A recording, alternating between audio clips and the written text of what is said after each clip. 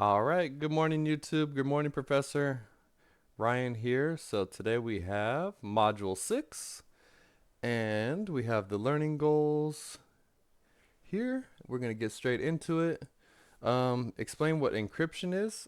Before I do get into this, I will say I've taken a little bit of courses in my own right before I got back into community college, where I was looking into some cybersecurity things. So I ended up feeling that before I was able to actually get a job in cybersecurity or anything else in IT or anything like that, I needed to actually get more education. So here I am. So I know some of this stuff already, and then it was nice to review and to get a better understanding this week. So explain what encryption is. Encryption is where there's plain text, could be sensitive information or not, and then it's actually encrypted into ciphertext, I believe it is, where it's all these different codes, and to unencrypt it, you would probably need a program that it was used to encrypt it or encryption key, I would assume. So explain what two-factor authentication is. Oh, I'm struggling with that word today. It is when you go to log into a website or an app or anything like that, and it asks you for one, probably your username and password. That would be one. And then two, it might send you like a code or a text message or an email saying, hey, verify that you just tried to log in and here's your one-time access code. And there you go, you get in. Or you might need to reset your password or so on and so forth.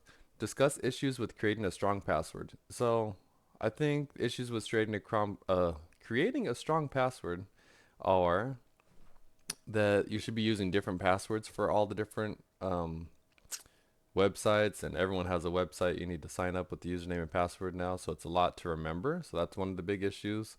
And then just the complexity also of what is required for a strong password is normally like uppercase, a lowercase, a symbol, a number. So all those different things end up creating a bit of a barrier just for the everyday user, because there's always going to be malicious actors out there trying to get in and get your information, whether that be your social security number or your birth date or your phone number, or even worse, maybe your credit card information or so on and so forth. So explain what malware is. Malware is a software that gets downloaded onto your computer, um, and it's pretty much like we were just saying, where it's a hacker or bad actor on the other side looking to gain access to information or a device. And explain what a rootkit is. A rootkit is a type of malware, from my understanding, and there's just so many different types. We'll go into also grouping with this. Um, some common types would be, like we just said, a rootkit. I know there's a Trojan. There is a there's phishing tactics, which isn't really malware, but there's also a keylogger. So that brings me into a story that'll kind of also have social engineering, a malware, and a bit of a real life example. Back in the day when I used to play a lot of World of Warcraft when I was in high school, which, geez, is like 2008. So that's like over 15 years ago, which is crazy. But I was a high ranking World of Warcraft PvP player, and I had all these nice armors and different things, a lot of gold and things like that in the video game. And I went on a website for World of Warcraft, I believe, and was just looking up different strategies and downloaded something. And next thing you know, I had downloaded a keylogger, apparently. And when I went to log back in to my video game, it asked for my username and password. It did not have a two-way authentication back then. I'm struggling with the word, sorry. But I went and typed in my username and password, and there was actually a program running in the back somewhere that I didn't know about, undetected, that was logging my username, keystrokes, and my password.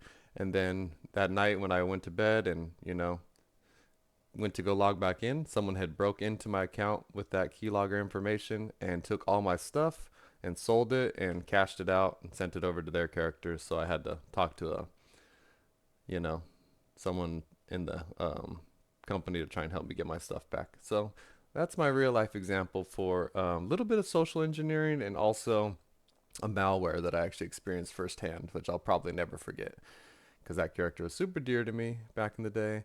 And then let's see here. Describe how an online intrusion takes place. So that is what we just spoke about, where you go on a website, you might download something that you don't really realize is actually harmful to your computer. Explain what a zero day exploit is. A 0 day exploit is when there's a vulnerability in a software or a program, and the hacker on the other side is always working nonstop to try and exploit these programs where they can make money or take information and sell it.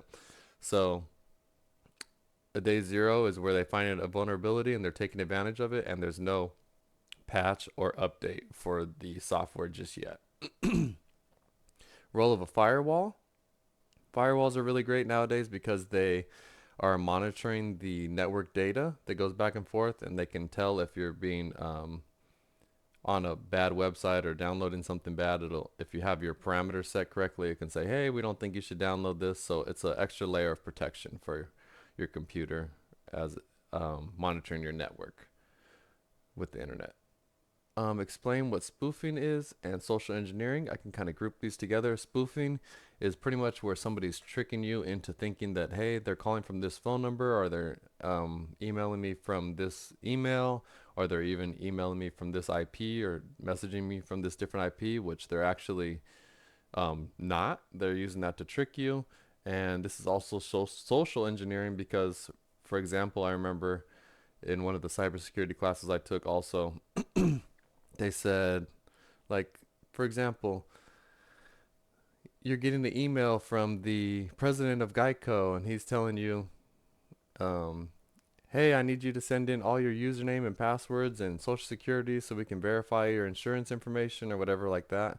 And they're actually just using social engineering to phish with email and send that out to a bunch of people and seeing who falls for it. And they're also spoofing and acting like they're somebody that they're not. All right. Well, thank you so much, everybody. Thanks, Professor. Have a great day. Signing off. I believe I knocked down all of these and was happy to figure out some more stuff about cybersecurity. Bye.